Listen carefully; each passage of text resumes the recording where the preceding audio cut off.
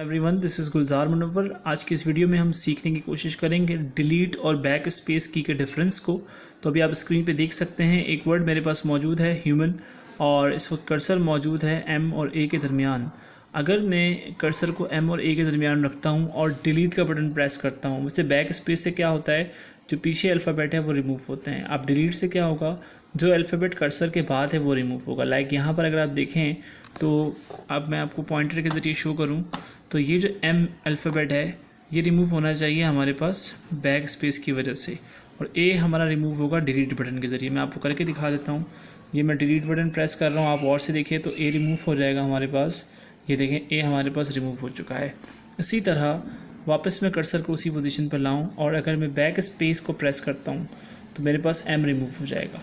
तो डिफरेंस क्या है जनाब, अगर हम डिलीट के बटन को प्रेस करते हैं तो जो अल्फ़ाबेट कर्सर के बाद है वो रिमूव होता है, और बैक स्पेस से क्या होता है, जो अल्फ़ाबेट कर्सर से पहले है वो रिमूव होता है। तो ये छोटा सा डिफरेंस मैंने आपको बता दिया।